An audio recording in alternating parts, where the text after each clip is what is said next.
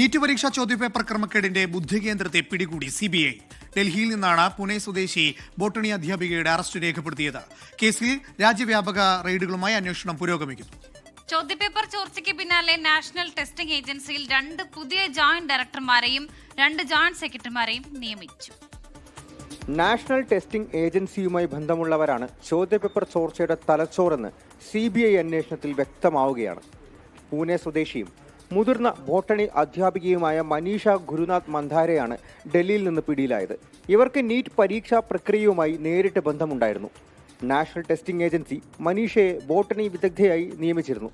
അതിനാൽ മനീഷയ്ക്ക് പരീക്ഷയ്ക്കായി botany zoology ചോദ്യപേപ്പറുകൾ തയ്യാറാക്കുന്നതിൽ പങ്കുണ്ടായിരുന്നു. പൂനെയിൽ വിദ്യാർത്ഥികൾക്ക് പ്രത്യേക ക്ലാസുകൾ എടുത്താണ് മനീഷ ഗുരുനാഥ് മന്ധാരെ ചോദ്യങ്ങൾ ചോർത്തിയത്.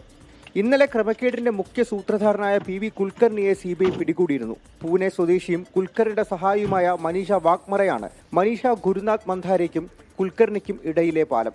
മനീഷ വാഗ്മറയും CBI കസ്റ്റഡിയിലാണ്. ചോദ്യങ്ങൾ ചോർത്തി അത് വൻ തുകയ്ക്ക് വിൽപ്പന നടത്തിയത് മനീഷ വാഗ്മറയും ആൺ സുഹൃത്തും ചേർന്നാണ്.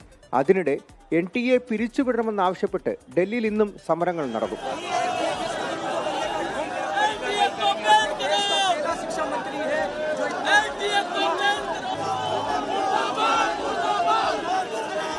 കേന്ദ്ര വിദ്യാഭ്യാസ മന്ത്രി ധർമ്മേന്ദ്ര പ്രധാന്റെ രാജി ആവശ്യപ്പെട്ട് യൂത്ത് കോൺഗ്രസും NSUAയും രംഗത്തെത്തി.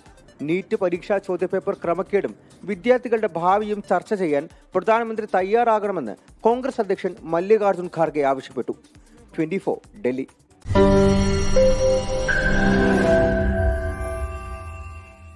ലോകത്തെവിടെയായാലും ഏത് സമയത്തും 24 വാർത്തകളും ഓഗ്മെന്റഡ് റിയാലിറ്റി പാക്കേജുകളും എക്സ്പ്ലെയിനറുകളും വിശദമായി കാണാൻ ഞങ്ങളുടെ YouTube ചാനൽ നിങ്ങൾക്ക് സബ്സ്ക്രൈബ് ചെയ്യാം.